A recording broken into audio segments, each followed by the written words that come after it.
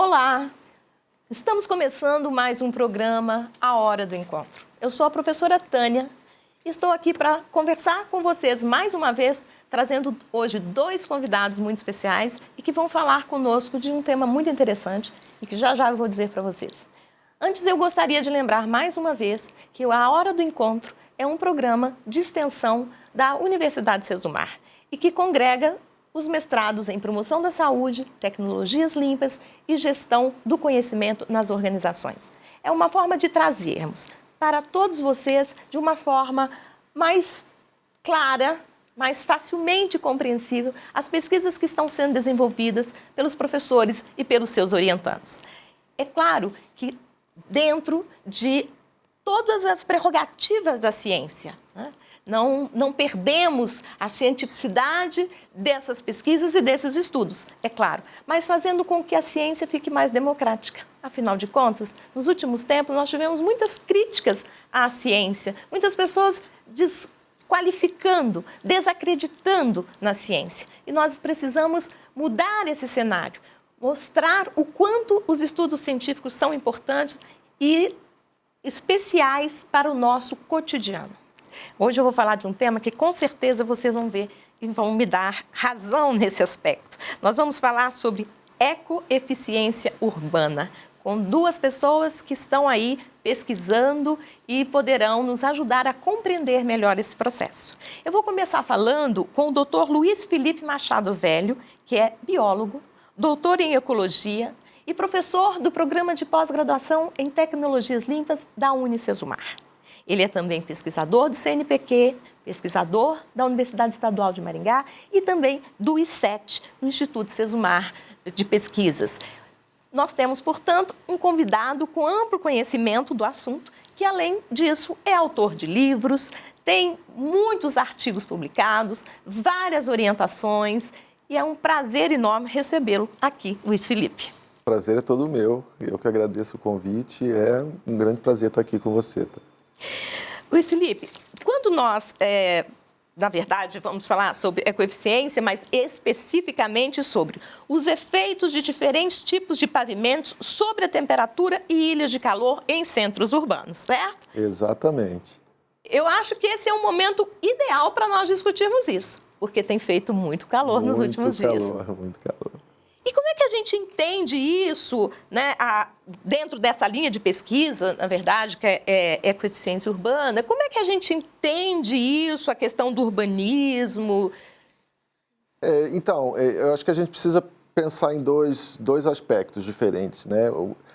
No tempo, as civilizações humanas, né, foram se organizando, né? Lá no passado a gente tinha as pessoas caçadoras, coletoras e nômades. E, num determinado momento, com o surgimento da agricultura, né, basicamente, esse é um ponto de início das civilizações, as pessoas começaram a se reunir, né, em cidades, né, surgem as primeiras cidades e eles começam a se reunir. E o surgimento dessas cidades, eles começam a promover a construção de estruturas, né, edificações para que as pessoas se protegessem do clima, se protegessem de outros problemas. E nessa fase começam as cidades. E essas cidades começam a se desenvolver, especialmente do lado dos grandes rios, né? Mas elas começam a se desenvolver de uma maneira que o crescimento da população, né, cada vez maior, começa a produzir mais alterações naqueles ambientes. E essas alterações do ambiente mudam também o clima e o microclima dessas regiões, né? E isso, ao longo de centenas, eu diria milhares de anos, vem evoluindo cada vez mais. Cada vez mais nós temos novas construções, novos materiais e cidades cada vez maiores, mais populosas, né? E isso traz alterações para esse clima dentro dessas cidades, com alguns detalhes que depois o Leonardo vai falar mais especificamente para vocês. Mas então a gente tem esse aspecto da evolução das civilizações humanas e das cidades, com cada vez o maior número de edificações e materiais sendo usados nessas edificações. E a gente tem um outro aspecto que é extremamente importante, que muito falado ultimamente, que são as mudanças climáticas, né? Também produzidas, né?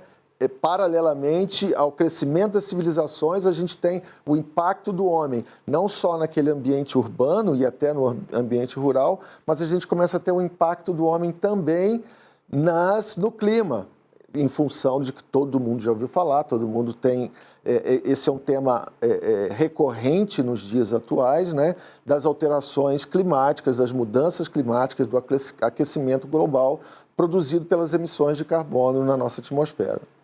Então, esses dois aspectos, por um lado, o crescimento de cidades, né, cada vez mais populosas, e por outro, o aquecimento global também sofrido pelos impactos do homem, isso tem mudado radicalmente o clima, especialmente dentro das nossas cidades.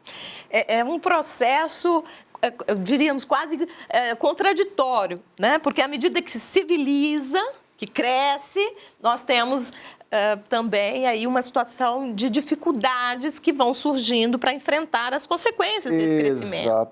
Exatamente. A gente trabalha com o objetivo de um desenvolvimento, né?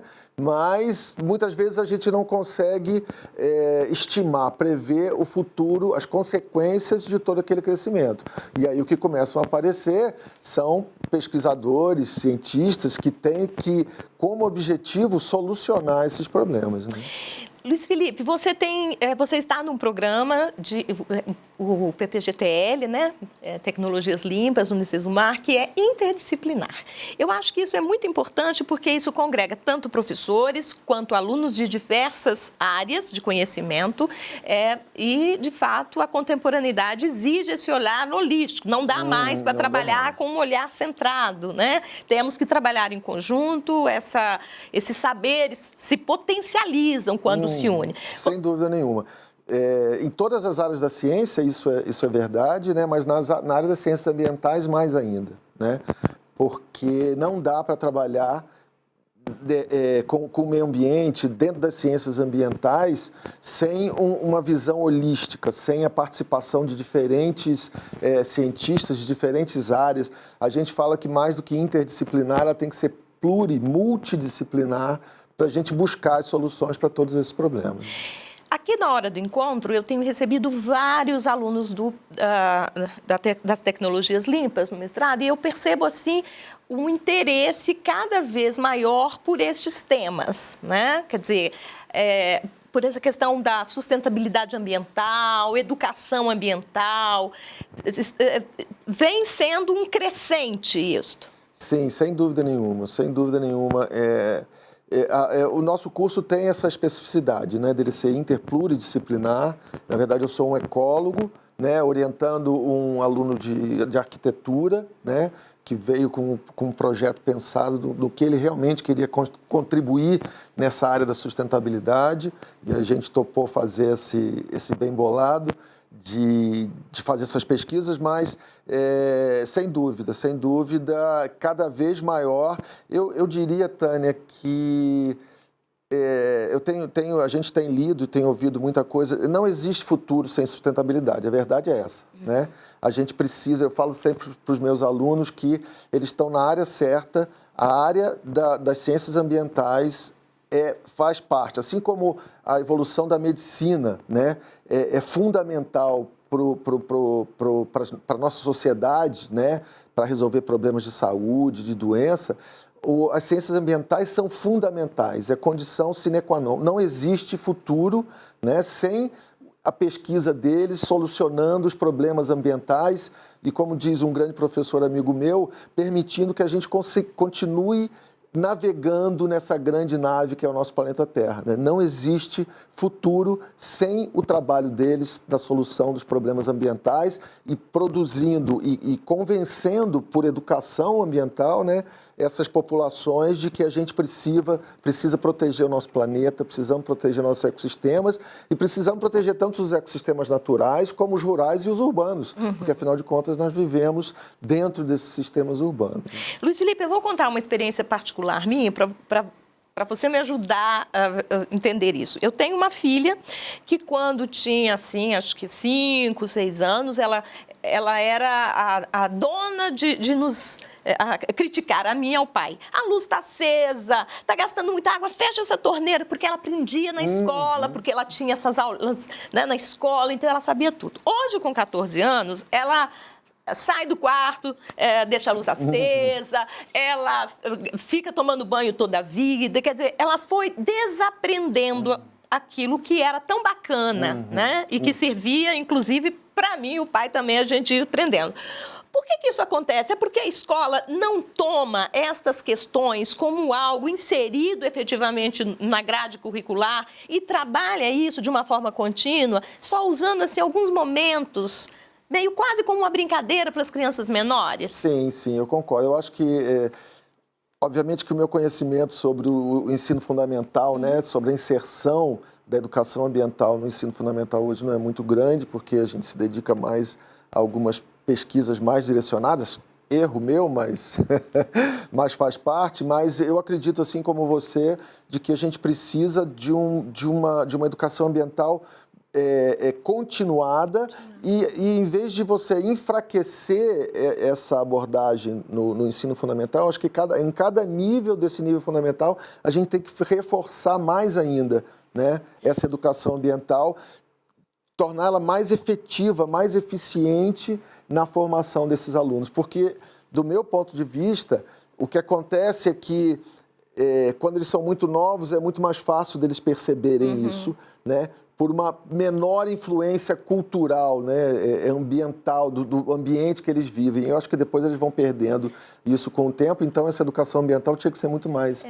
Isso não pode ficar, porque algumas professoras, né, têm um interesse grande, fazem trabalhos, dia da árvore, dia do meio ambiente, dia da água, elas fazem, mas sozinhas elas não dão conta disso, né? Precisa ser uma coisa mais concreta, mais efetiva, né? Eu acho que isso é algo muito importante para a gente formar cidadãos mais comprometidos. Mais comprometidos com todas as questões ambientais. E para isso é o que eu falo sempre, né? Um país grande precisa de educação de primeiro nível e ciência de primeiro nível. Então é isso que eu acho que é extremamente relevante. Se a gente focar basicamente nesses dois aspectos, eu acho que todos os outros aspectos da nossa sociedade vão ser muito melhores. Bem, hoje aqui na Hora do Encontro, eu conversei com o professor Dr. Luiz Felipe, que é biólogo, doutor em ecologia, pesquisador, e que veio trazendo, né, uma discussão muito importante que não está terminada. Nós vamos dar continuidade agora, dessa vez falando com Leonardo Machado Pirani, que é orientando do professor Dr. Luiz Felipe.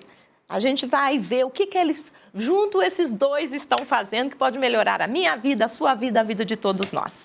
Nós vamos falar agora com o Leonardo Machado Pirani, que é orientando do professor Dr. Luiz Felipe. O Leonardo é graduado em Arquitetura e Urbanismo e mestrando em Tecnologias Limpas. Tudo bem? Tudo bom. Prazer estar aqui.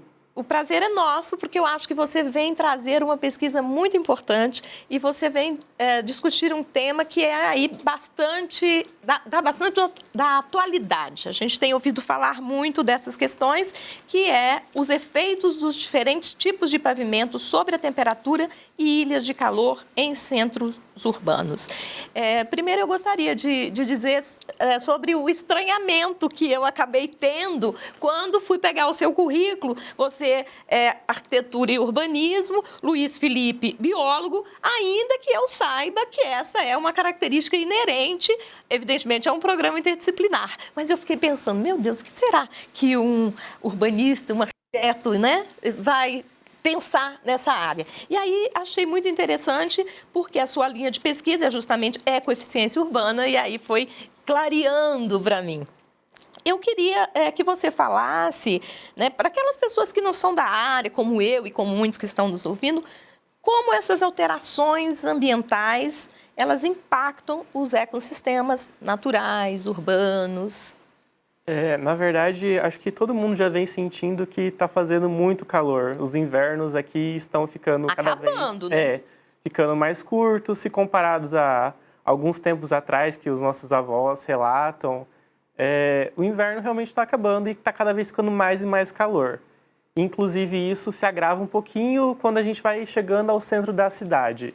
Quando a gente começa a perceber que o adensamento urbano, a falta de arborização, o grande número de construções e infraestrutura urbana vai ficando cada vez maior e a gente vai sentindo pontos na cidade em que a temperatura está realmente bem mais elevada. É isso que a gente chama de ilha de calor? Exatamente. É a comparação de temperatura, por exemplo, na zona rural, que é uma, e quanto mais você vai adentrando a cidade, ela vai aumentando cada vez mais.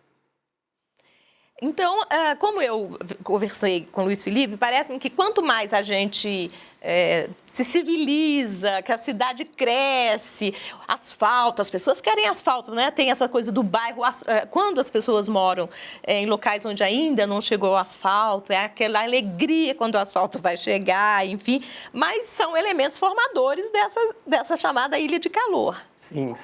A impermeabilização do solo é um fator recorrente para a criação das ilhas de calor.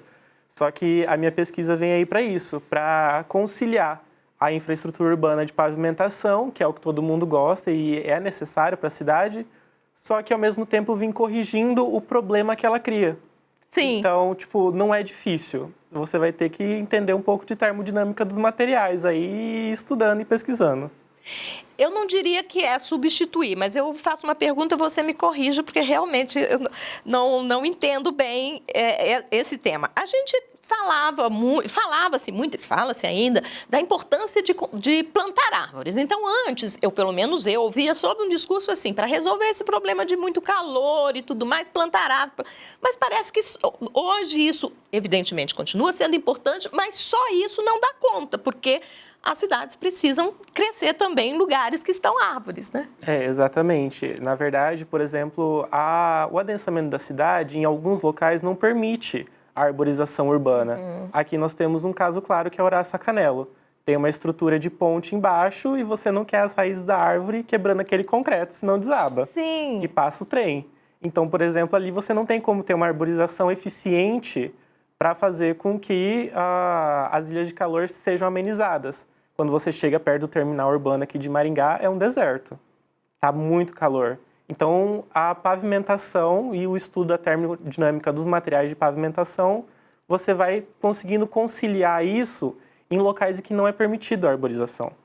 Em que, por exemplo, também em bairros novos, em que é permitido com que você plante mude de árvores, a árvore não tem uma copa ainda formada para fazer aquela sombra gostosa. Então, você, aplicando essa pesquisa e entendendo um pouquinho mais dos materiais, você vai poder fazer uma coisa simples, que é especificar o material adequado para a pavimentação. Não é só o asfalto, a calçada, aquela parte da sua área atrás que você concreta todo, então coloca piso inteira. Realmente, aí todos esses materiais que impermeabilizam o solo são um problema. Então, aprendendo um pouquinho mais disso, você consegue conciliar isso. Eu tenho visto ultimamente muitas casas em que as pessoas colocam gramas artificiais nos seus jardins. Sim.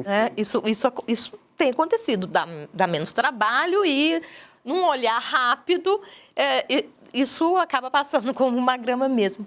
Isso é parte da contemporaneidade, esse momento que a gente vive, né? Esse mundo que o Bauman e tantos outros pesquisadores, e aí vem a área de humanas para ajudar a gente a entender essas questões todas.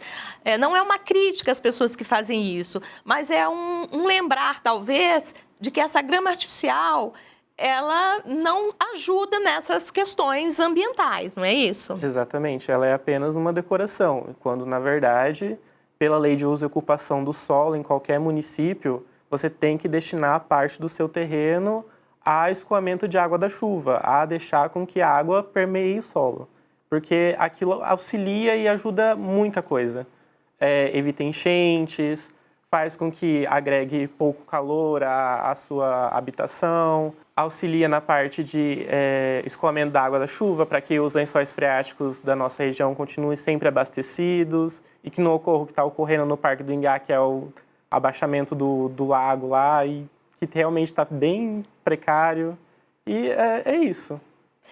A gente, assim, ouve falar, quem mora em Maringá tem orgulho de Maringá. Maringá é conhecida, né, como uma cidade com muitas árvores, uma cidade saudável do ponto de vista ambiental.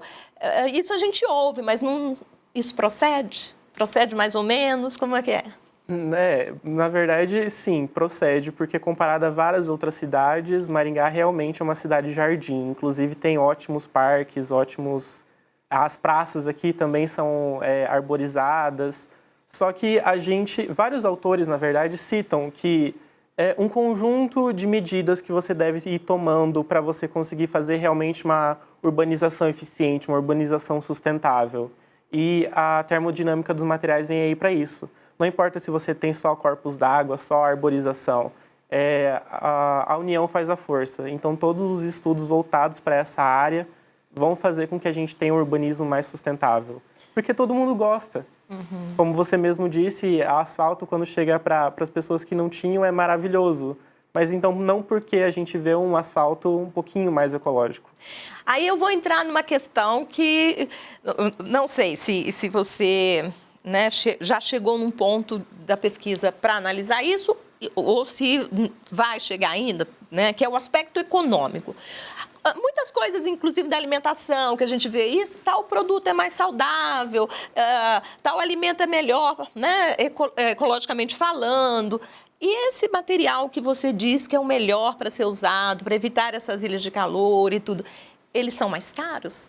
Porque essas coisas assim ecológicas têm essa pecha, né? As pessoas já não querem porque é caro, é mais caro, né? Sim, na verdade, não. Vários autores, eles citam que o material intertravado cimentício permeável, que é o famoso conhecido paver é metonímia, auxilia, porque ele não impermeabiliza totalmente o solo. E, na verdade, você vê as pessoas pedindo pelo paver, porque ele é bonito, porque ele dá para você fazer vários desenhos com ele, porque ele é durável. Explica para mim, o paver é o quê? Não tenho ideia. É a marca. É a marca de daqueles calçamentos intertravados que você vai fazendo em escama de peixe. Lá no Novo Centro, todas as calçadas são feitas daquele pavimento. E pode usar numa casa? Pode, desde que se enquadre dentro do uso e ocupação do solo. Tem a taxa daí da prefeitura, o profissional responsável já sabe. Vai ver isso. Exatamente, daí ele vai ver e vai te indicar. Só que cada um deles tem uma taxa de permeabilidade. Daí vai dependendo. Vai depender disso para os custos. Exatamente. Não, a gente fala isso porque há um discurso, né? Vou falar na parte da alimentação, do que se deve consumir, de um alimento mais saudável, né? De um alimento livre de agrotóxicos. Mas a gente sabe, quando a gente vai no mercado e a gente vai comparar, muitas vezes o preço não é convidativo. E então a gente tem que pensar também nessas questões de colocar produtos que tenham sustentabilidade, mas que também possa o consumidor adquiri-lo sem sofrer tanto, né? Porque já, de todo modo, já tem um sofrimento no momento em que a gente vive economicamente. Mas, enfim, tornando ainda mais complexo, não é? Também tem essa parte econômica, mas também tem o viés da população aceitar. Por exemplo, um dos materiais que eu estou estudando são as pavimentações de resíduos de borracha que estão sendo implementadas aqui em Maringá, nas praças, no Parque do Ingá. Ela já é uma pavimentação sustentável, porque ela pega o resíduo da borracha de pneus de carros e caminhões triturados para substituir um dos elementos ali. Então, em vez de ir para um lixão, em vez de queimar, você já está utilizando para fazer a pavimentação. E as pessoas estão gostando, elas sentem a diferença na hora de caminhar no Parque do Ingá, por exemplo, porque ela foi feita para isso, para ser ortopédica, porém ela continua sendo permeável. Então, o fato de não ocorrer a impermeabilização do solo, a presença da água, que a água retém o calor, já auxilia bastante. E as pessoas veem o viés disso. Então, urbanisticamente falando, é o nosso dinheiro que a gente está lá depositando todo dia. Só que a gente está recebendo de volta a contribuição que esse dinheiro está sendo colocado num pavimento mais sustentável. E a gente fica feliz com isso. Sim. Então, talvez seja uma alternativa, por exemplo, em vez de você ter só brita e algum tipo de asfalto ou algum cimento concretado lá no centro, você pode ter, por exemplo, uma praça muito bonita sendo feita desse pavimento e que ele já auxilia bastante. Bem, hoje a nossa conversa está sendo com dois pesquisadores do programa de mestrado em Tecnologias Limpas da Universidade Sesumar. O mestrado em Tecnologias Limpas é coordenado pela doutora Márcia Andreazzi, fazendo um belíssimo trabalho junto com todo o corpo docente do programa. E eu conversei primeiro com o orientador, doutor Luiz Felipe Machado Velho. E agora conversando aqui com o Leonardo Machado Pirani, mas não são parentes não, né?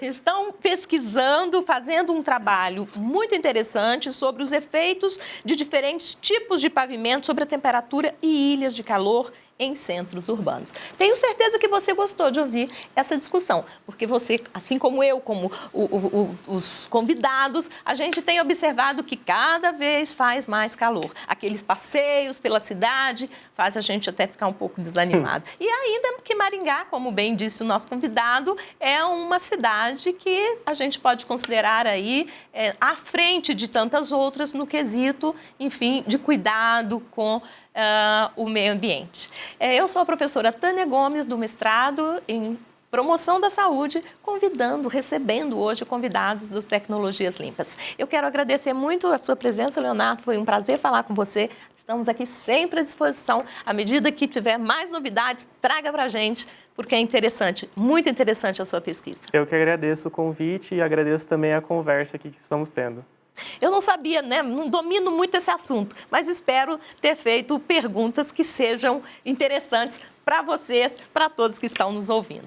Olha, nós voltamos na próxima semana nesse mesmo horário. A hora do encontro é o nosso bate-papo de ciência, numa linguagem acessível a todos. É isso que a ciência é, a possibilidade de tornar a nossa vida melhor. Tchau, tchau.